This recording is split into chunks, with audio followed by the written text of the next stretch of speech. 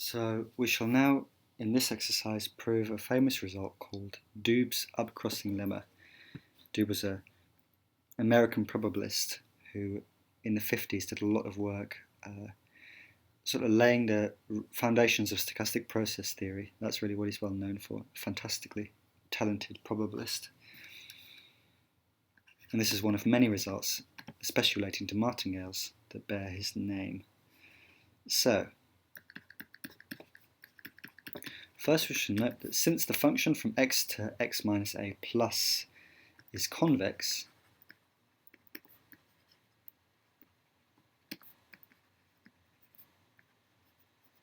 Jensen's inequality gives that the function defined by xt, sorry, not the function, the process defined by xt minus a plus for t in our time step, in our time interval, is a non-negative, of course just by definition of plus, submartingale.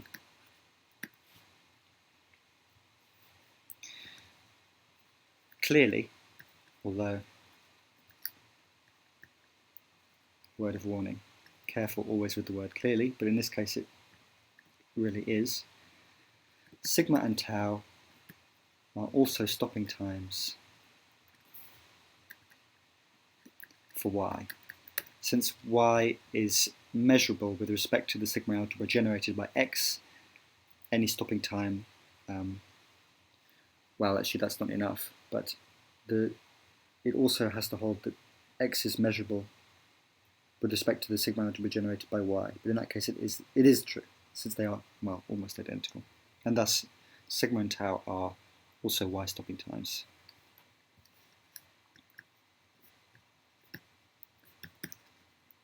Then we see that y, this is just, well, this is not even using the fact that sigma and tau are stopping times. This is just by definition of sigma and tau. We can split y over the possible sigmas and taus up to this time t. So yt is equal to yt min sigma 1, which of course is just equal to yt if t is less than sigma 1, plus the sum up to time t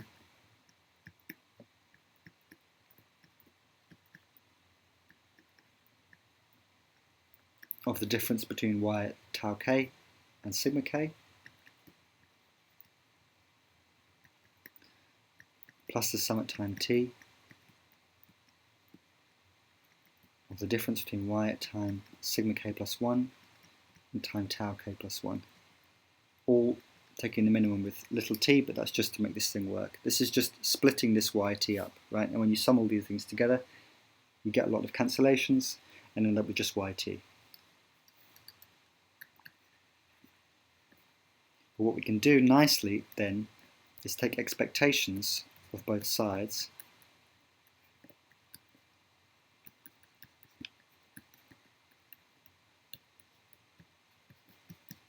and, well, I'm not going to write out the whole thing again, but linearity of expectation gives us, well, let's just call this sum 1 and sum 2, the expectations of the component parts that we just have. And of course we can take the sums out of those expectations as well by linearity.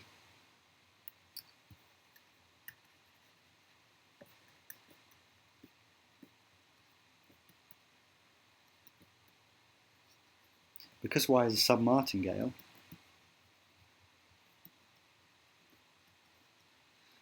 it follows from Doobe's optional sampling theorem, that's the same guy, sorry, not optimal, yeah, optimal, not optional, that's both exist.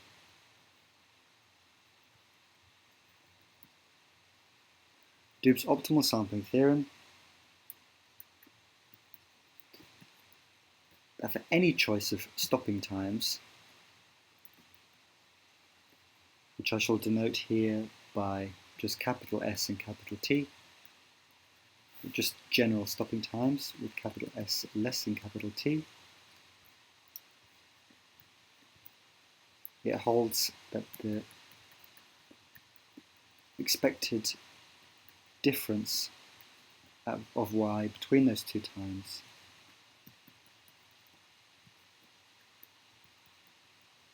is equal, using the Tower law,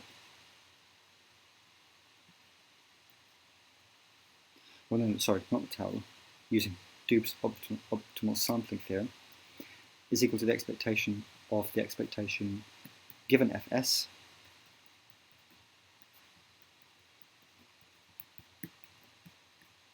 which, since ys is fs measurable, that's part of what makes s a stopping time,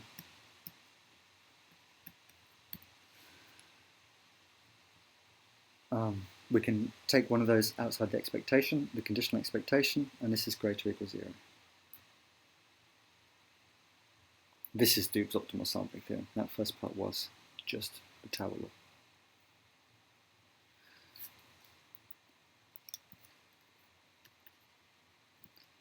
Thus, back at this equation star,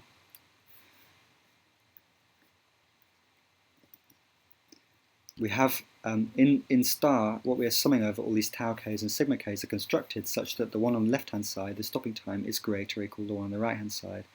So we can exactly apply this to see that actually we have that all summands are non-negative. Every element of the sums that we're summing over is non-negative because it's a difference of y at a value of 2 stopping times, one of which is greater than or equal to the other.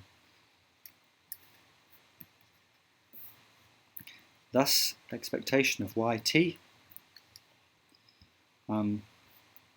we can just forget about this guy and forget about this guy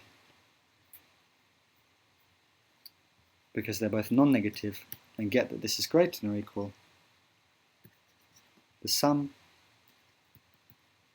k equals 1 t expectation yt sub tau k minus yt sub sigma k. So all we've done is say that those two non-negative things are greater or equal to 0.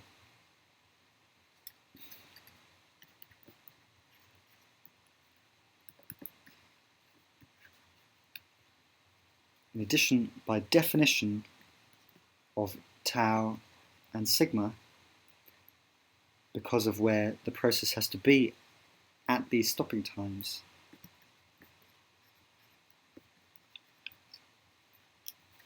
it holds that y tau k minus sigma tau k is greater than or equal to b minus a, almost surely.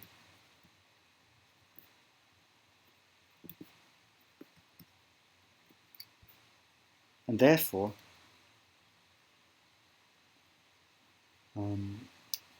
expectation yt, which is greater than or equal to this sum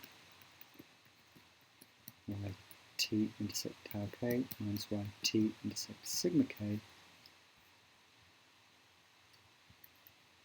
is greater than or equal to b minus a multiplied by the expected number of upcrossings.